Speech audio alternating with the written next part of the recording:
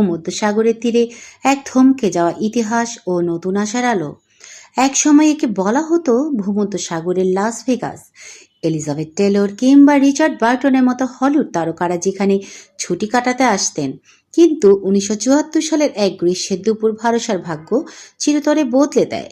সাইপ্রাসে তুর্কি সামরিক অভিযানের সময় বাসিন্দারা প্রাণ ভয়ে ঘরবাড়ি ছেড়ে পালিয়ে যান। এরপর দীর্ঘ ৪৬ বছর এই শহরটি ছিল কাঁটাতারে ঘেরা এক নিষিদ্ধ নগরী। তবে সম্প্রতি এই শহরের স্থবিরতা ভাঙতে শুরু করেছে, যা অনেকের মনেই জন্ম দিচ্ছে নতুন এক আশার। ভরসার রাস্তায় হাঁটলে মনে হবে সময় যেন ১৯৭৪ সালে আটকে আছে। শোরুমে আজও পড়ে আছে সেই আমলের গাড়ি, ঘরের টেবিলে ধুলো জমা চায়ের কাপ, আর লন্ড্রিতে ঝুলছে অর্ধেক ধোয়া কাপড়। সামরিক প্রহরায় অবরুদ্ধ এই শহরটিতে মানুষের বদলে আধিপত্য বিস্তার করেছিল প্রকৃতি। কংক্রিটের ফাটল চিরে বেরিয়ে আসা গাছপালা আর ঝোপঝাড় শহরটিকে এক পরাবাস্তব রূপ দিয়েছিল। ২০২০ সালে উত্তর সাইপ্রাস কর্তৃপক্ষ যখন ভরসার একটি অংশ পর্যটক এবং সাধারণ মানুষের জন্য খুলে দেওয়ার ঘোষণা দেয়, তখন পুরো বিশ্বে আলোড়ন সৃষ্টি হয়।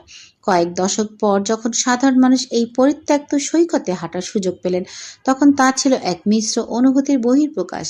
যারা একদিন এখান থেকে শরণার্থী হিসেবে পালিয়ে গিয়েছিলেন, তাদের কাছে এটি ছিল নিজের শেকড় ফিরে দেখার এক বেদনাবিধুর মুহূর্ত। ভরসাকে ঘিরে বর্তমান আলোচনা কেবল পর্যটন কেন্দ্রিক নয়। অনেক বিশ্লেষক মনে করছেন এই শহরটি হতে পারে উত্তর ও দক্ষিণ সাইপ্রাসের মধ্যকার দীর্ঘদিনের বিরোধ মেটানোর একটি চাবিকাঠি। যদি এই শহরটিকে একটি যৌথ অর্থনৈতিক অঞ্চল বা দুই পক্ষের মানুষের মেলামেশার কেন্দ্র হিসেবে গড়ে তোলা যায়, তবে তা দ্বীপটির স্থায়ী শান্তির পথে একটি বড় পদক্ষেপ হতে পারে। ভরসাকে নতুন করে সাজানোর পরিকল্পনায় এখন প্রাধান্য পাচ্ছে গ্রিন সিটি বা পরিবেশ বান্ধব নগরায়ন।